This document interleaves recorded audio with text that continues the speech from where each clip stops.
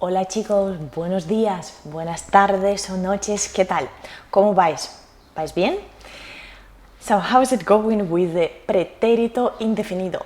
I know that it's quite difficult, so I hope that you practiced a lot and that you did some additional exercises. And for example, if you study together with our group, so I sent you some additional exercises. Usually I do it. If I didn't do it, okay, you can call me and ask me, give me some more additional exercises to practice. So I hope that we're fine with it. And now, today, we're ready to speak about the irregular verbs, los verbos irregulares. So here we just need to listen, to pay attention, to remember, and you remember, take notes, to have everything in one place, and then look later to have a look and to check if everything is fine and correct. So the first group that we need to pay attention to, these are the verbs which finish with ir, right? If we compare with the irregular verbs in the present, you remember the third group, pedir, servir, servir, ¿qué más? Medir, right? And even more irregular, more verbs which finish with ir will enter this group, and we are going to change one root vowel in the third person. Let's have a look at this table. You see, pedir, we have everything regular, everything correct, but él pidió, ellos pidieron. Él durmió, ellos durmieron.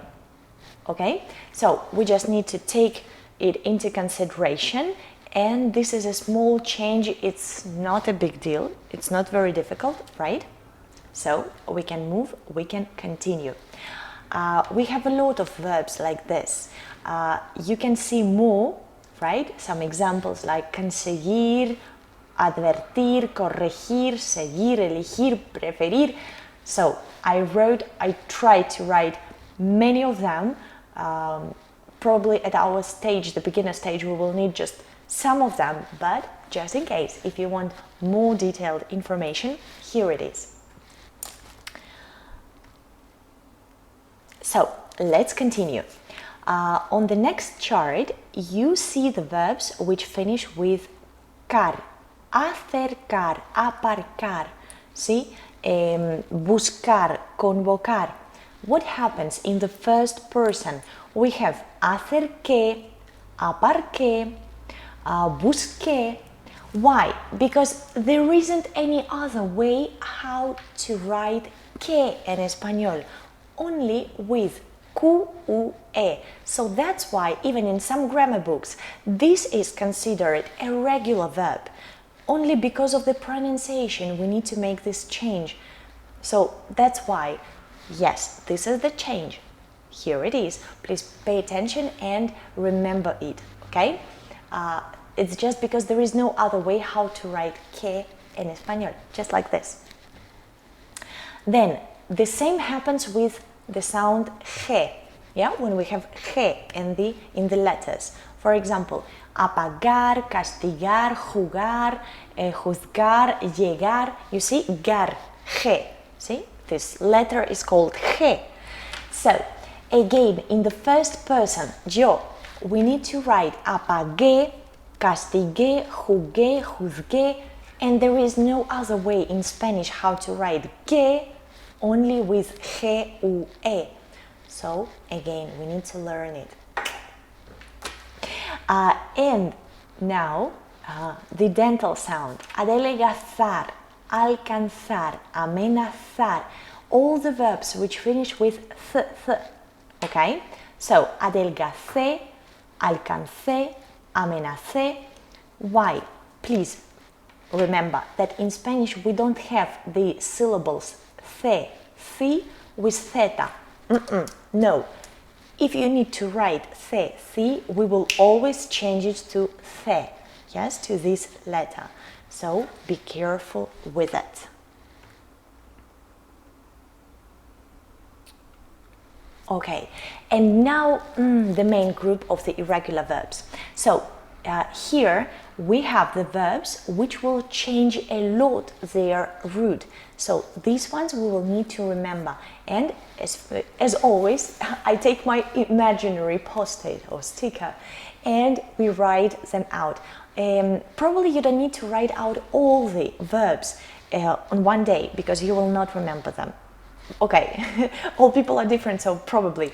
But usually we take just 3 verbs, for example, we write them down, stick it to some popular place in our house, and then in a couple of days we change them and write new ones. Okay? So let's have a look. Andar, anduve. Anduve, anduviste, anduvo, anduvimos, anduvisteis, anduvieron. ¿Sí?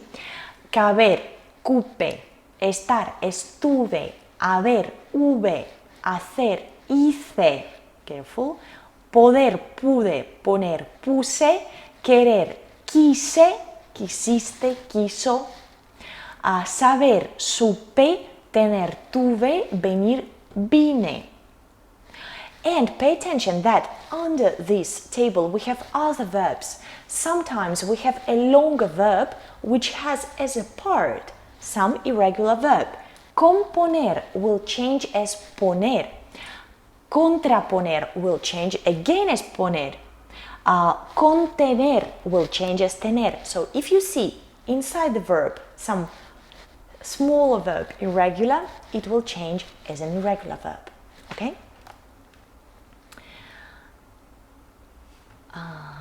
What else should I tell you? And we have super irregular verb that will change and will be different. For example, el verbo ser, ir. By the way, they will have the same form in the past, but please don't worry because from the context it's always clear.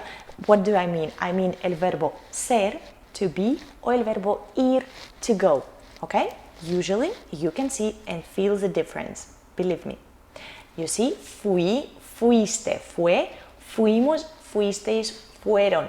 Very different. So this is a good thing to learn. And el verbo dar. El verbo dar, it's a very short verb. So it decided to conjugate as the third or the second group. Changed a to e. Di, diste, dio, dimos, disteis, dieron. So again, we just need to learn it. Many things to learn, but definitely Spanish is easier than Chinese, right?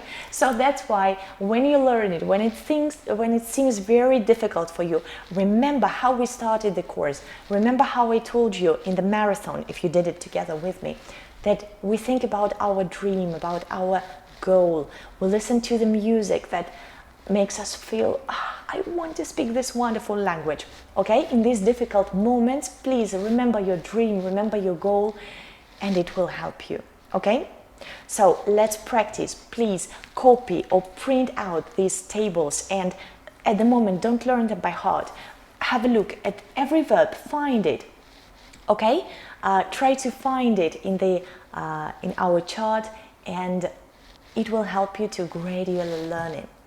Okay? Let's do it.